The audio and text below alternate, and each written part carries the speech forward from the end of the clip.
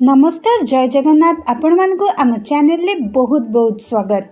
दर्शक बंधु खरा दिन रे जदि हमको टिके ठंडा किछि खाइबा को इच्छा होता ताहाले आपण निश्चित भाव में आपणकर लंच रे यही खाइबाटा को ऐड करिवे। एटा होछि ओडिया मानकर बहुत फेवरेट खाइबा। एटा को कहा जाए दही भेंडी। या पई कि आपन को बेसी समय भी दरकार नहीं एवं ता सहित आपन को बेसी किसी सामग्री आवश्यक भी ही न थाए। एठी देखंतु मु नेछि गोटे कप पूरा फुल करिकी भेंडी जहाँ को मु छोट छोट काटिकी नेछि। जदि आपन एही प्रकार छोट छोट काटिकी न नबाकू चाहउचंदी ताले गोटा भेंडी को मझिरु चिरिकी मध्य नै परिबे।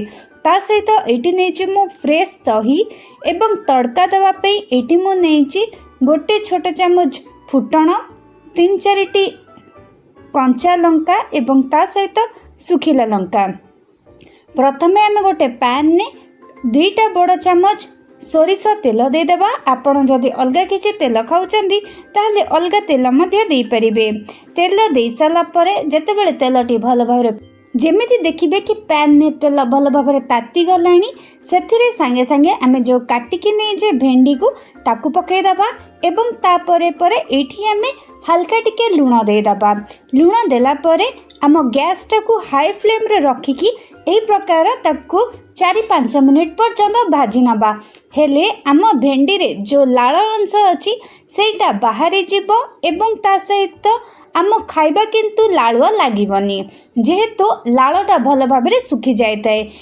जेमिति एठी आपण देखि पारुचंती कि आमे हळदी जमा भी हेले व्यवहार करूनु किंतु जदि आपण को दरकार ताहाले आपण एही समय रे ही हल्का टिके नाकू आधा छोटा चामच हळदी ऐड करिके ताकू मध्य एही भेंडी रे भल भाबरे मिसाई देबे।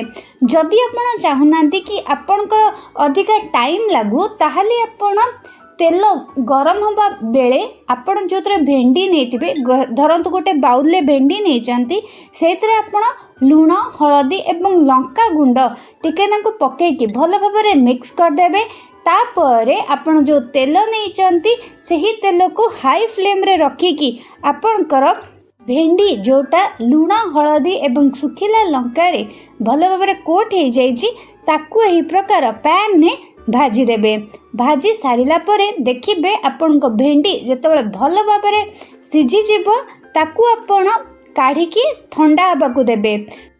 एठी आमे 2 मिनिट पई कि हमर जो भेंडी अछि ताकू हाई मीडियम फ्लेम करिकी घोड़े की नहीं गलु। जेतेबेले आमे देखिलु कि हमर जो भेंडी रो लाल अछि से गुडा भल भाबरे सुखी जाइतिला। तापरे संगे संगे आमे भेंडी को गोटे बाउल ले काढिकी ठंडा आबाकू देलु एवं तापरे संगे संगे आमे जो पैन ने आमे भेंडी को फ्राई करितलु सेही पैन ने आउ टिके नाकू आधा छोटा चामच तेल ऐड करिकी तेलटा भल भाबरे गरम हो गला परे एथिरे आमे जो फुटण ता सहित सुखिला लंका एवं कंचा लंका को देकी भल भाबरे ताकू फ्राई करिनेलु।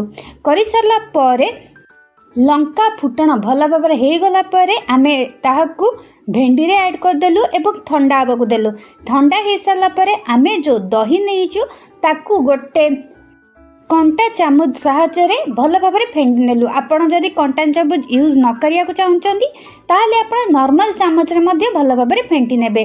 तापरे आपण ताहाकू भल भाव भेंडी ऊपर दे देबे एवं सेतरे हल्का टिके पानी देकी भेंडी को भल भाव मिसाई देबे। देखिबे तापरे भेंडी रो टेक्सचर केते भल हे जिवो। एटा को आपण पखाळ भात किंबा गरम भात रो साइड डिश करके खाई परिबे।